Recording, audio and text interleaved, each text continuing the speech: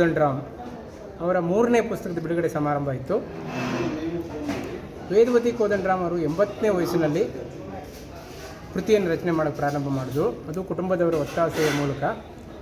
ಮೊದಲನೇ ಪುಸ್ತಕ ತವರಿನ ಸಿರಿ ಅಂತ ಒಂದು ಪುಸ್ತಕ ಬರೆದರು.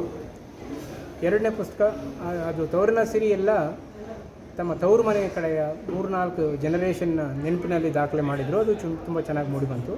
2ನೇ ಪುಸ್ತಕ ಅವರು ಚಿಕ್ಕ ಹುಡುಗಿ ಇದ್ದಾಗ ಎಲ್ಲ ತಾಯಿ ತಂದೆ ಅಜ್ಜ ಅಜ್ಜಿ ಕಲಿಸಿದ ಹಾಡುಗಳನ್ನ ನೆನಪಿಟ್ಟುಕೊಂಡು ಕಂಠಪಾಠ ಮಾಡಿಕೊಂಡು ಈಗ 1-2 ವರ್ಷದ ಹಿಂದೆ ತಮ್ಮ ಸ್ಮರಣ ಶಕ್ತಿಯಿಂದನೇ ಸುಮಾರು 150 ಹಾಡುಗಳನ್ನ ಭಕ್ತಿಪೂರ್ವಕವಾದಂಥ ಪುಸ್ತಕದಲ್ಲಿ ಬರೆದಿದ್ದಾರೆ. ಜಾಸ್ತಿ ಹಾಡುಗಳು ಭಕ್ತಿಗೀತೆಗಳು ಮತ್ತು ಜಾನಪದ ಗೀತೆಗಳು. ಈ ಹಾಡುಗಳನ್ನ 10 ಹಾಡುಗಳನ್ನ 150ರಲ್ಲಿ 10 ಹಾಡುಗಳನ್ನ ಖ್ಯಾತ ಸಂಗೀತಗಾರರಿಂದ ಹಾಡಿಸಿದ್ದೀವಿ. ಅದು ಯೂಟ್ಯೂಬಲ್ಲಿ ಸಿಗುತ್ತೆ. ಆ ಪುಸ್ತಕದ ಹೆಸರು ಅಮ್ಮನ ಸಿರಿಜೋಗುಳ ಅಂತ. ಅಮ್ಮನ ಸಿರಿಜೋಗುಳ ಅಂತ ಹೊಡೆದ್ರೆ ಯೂಟ್ಯೂಬಲ್ಲಿ ಹಾಡುಗಳು ಸಿಗುತ್ತೆ. ರಾಗವಾಗಿರೋ ಹಾಡುಗಳನ್ನ ತಾವು ಕೇಳಿಸ್ಕೋಬೋದು.